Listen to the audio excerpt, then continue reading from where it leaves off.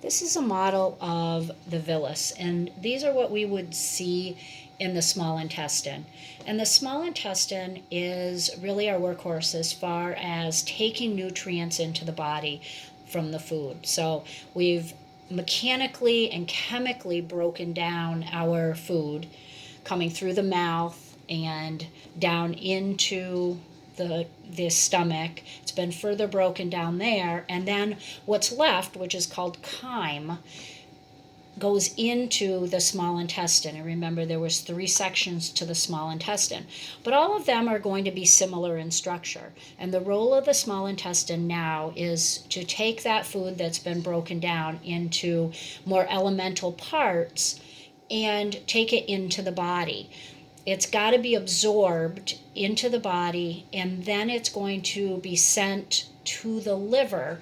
And when it goes to the liver will then parcel out where it needs to go in the body. So the role of a villus is to increase that absorptive process. So as we see here, there are cells all around it. They're a little bit easier to see here. The blue in the center is a nucleus, and those are lining each of those villus. And the fact that the villus project into the surface, that gives us much more surface area in which to absorb those nutrients. So what we're seeing here is the cells lining this, and that's going to be epithelium, probably columnar epithelium. You can see it a little more columnar shaped here than here, but that's what is going to be responsible for absorbing the nutrients. So the cells are going to absorb the nutrients, and then they're going to pass the nutrients on to the blood. And as with most models, the red in the blood, or the red is meant to show arterial blood flow. That's blood that's oxygenated and is coming from the heart. And the blue is meant to show venous blood flow, which is deoxygenated. So it's been to the cells, it's picked up CO2, delivered oxygen, and that's what the blue represents. In this case, though, the blue is also going to pick up any of the nutrients in the cells as well.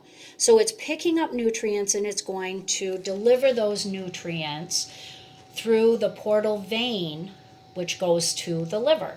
And then that's where the liver will keep what it needs and distribute the rest to cells. So this is blood flow, and that's present in each one of the numerous villi that line the small intestine. In addition, in each villus, so although they show these separate, they're structured both within the same villus. This is called a lacteal. And a lacteal is part of the lymphatic system. So the lymphatic system, we haven't really gotten to talk about much, but I have mentioned to my class that it sort of mimics the circulatory system in that it goes all over the body. But we see a lot of, lymph nodes. Okay, lymph nodes are part of the lymphatic system. And those lymph nodes are frequently or most often located where there is surfaces like this, where things that we don't want to gain entry to the body may come in. So anyway, the lacteal is part of that system.